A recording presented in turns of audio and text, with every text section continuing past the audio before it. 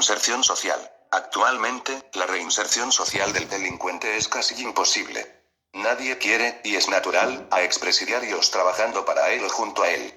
Pero con el sistema que propugnamos el delincuente paga de verdad su culpa y será poco propenso a reincidir, lo que facilitará su retorno a la sociedad. Un programa de obras públicas ambicioso llevado a cabo naturalmente por el Estado, es el medio principal de justificar la emisión de moneda por el Estado, y no a través de créditos bancarios como sucede ahora, de manera que se precise mano de obra que permita la reinserción inicial.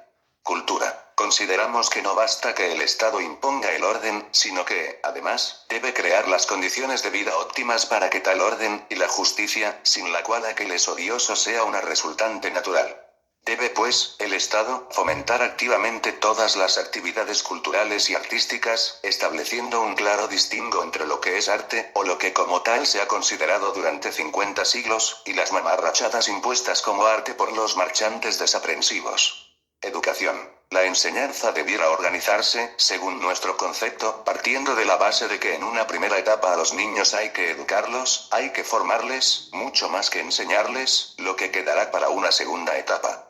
Siendo la tercera la de entrar en los centros especializados de artes y oficios o la universidad en pocas palabras, y con el riesgo de esquematizar tal vez en demasía, nosotros diríamos que la escuela es para formar el carácter y preparar la entrada en la enseñanza superior, donde se aprende una profesión o una carrera. Nada hay más deprimente e inútil que la actual enseñanza, con los resultados que son de deber. Al salir de la escuela y llegar a la universidad para estudiar, por ejemplo derecho o medicina, el niño recuerda vagamente las leyes del péndulo y el nombre de media docena de reyes, pero no sabe comportarse como una persona decente. No patrocinamos una enseñanza para formar practicones, sino para formar ciudadanos conscientes y honrados.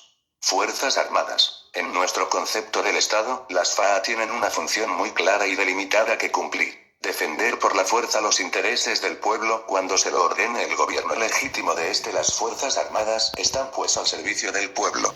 De hecho, como bien se dice, son el pueblo en armas, con unos profesionales militares indiscutible, como también que existe el honor de bombero o el honor de camionero. En nuestra concepción del Estado el honor se le supone a todos los ciudadanos hasta que prueban lo contrario, y por ello no merece ese honor una recompensa especial. Lo que merece sanción es el deshonor comprobado y demostrado. Ahora bien, lo que nos parece incongruente es que un sistema de gobierno que se define a sí mismo como democrático se permita sancionar a militares por emitir opiniones políticas, cuando ello les está permitido a todos los demás ciudadanos.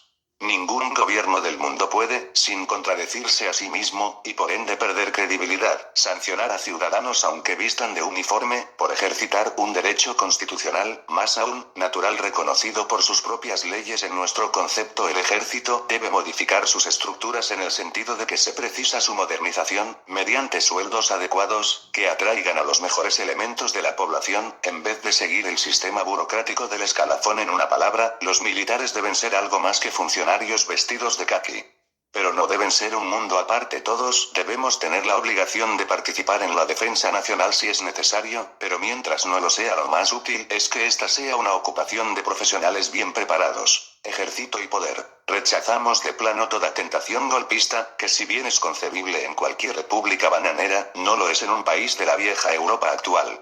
Solo en un caso extremo, de eventual traición comprobada, o de permitir un caos generalizado, se justifica una rápida e interina intervención militar. Religión. En el ámbito religioso, propugnamos una total libertad de cultos, con la única excepción de aquellas religiones que contengan dogmas o enseñanzas manifiestamente antisociales al Estado. Les será completamente indiferente que los ciudadanos vayan a misa o a la escuela dominical o a cualquier otro tipo de servicio religioso, que no coman carne los viernes o comulguen por Pascua Florida, pero pondrá fuera de la ley como delincuentes a los ministros de religiones que enseñen a sus adeptos que es lícito prestar con usura a los no adeptos, o que no deben tomar las armas en defensa de su país en caso de guerra. Por lo demás, las relaciones del Estado con las diversas religiones se regulará mediante tratados claros e inteligibles, basados en un mandamiento de Cristo: a Dios lo que es de Dios, y al César lo que es del César. Nación. Entendemos por Europa a la comunidad de los pueblos blancos.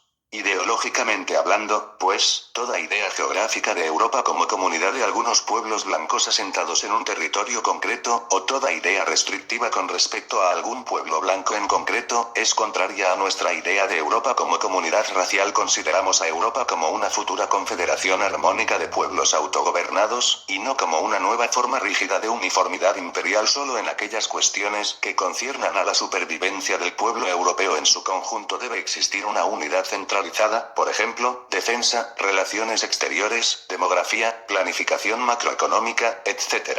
Esta confederación europea debe empezar realizándose en pueblos cercanos geográfica y culturalmente. En este sentido, la unidad de la Europa geográfica actual no es sino un primer paso previo e ineludible a la posterior integración de todos los demás pueblos blancos, USA, Argentina, Australia, etc. Estas razones geopolíticas hacen fundamental, ya desde ahora, una unidad defensiva europea. Debe evitarse cualquier atomización en microestados políticos de Europa, que debilitan su unidad, en especial en las actuales circunstancias de lucha por la supervivencia de nuestra forma racial. Estamos totalmente en contra de todo tipo de asociaciones de carácter militar o económico dirigidas por la finanza internacional.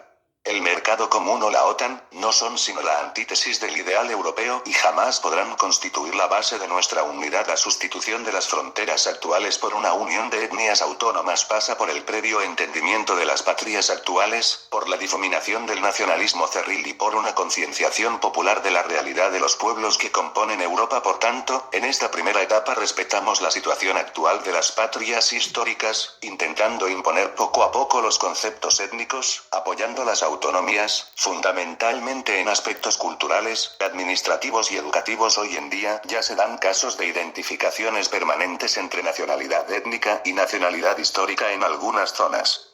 El respeto a las demás comunidades raciales es uno de nuestros principios básicos. Cualquier necesidad o exigencia para con estas comunidades, materias primas, alimentación, energía, etc., debe ser tratada mediante negociación y respetando los derechos inherentes de todo ser humano independientemente de su raza. Solo en aquellos casos en que la supervivencia de nuestra comunidad racial se vea realmente amenazada por posturas arbitrarias o intransigentes, estaría legitimado el uso de la fuerza.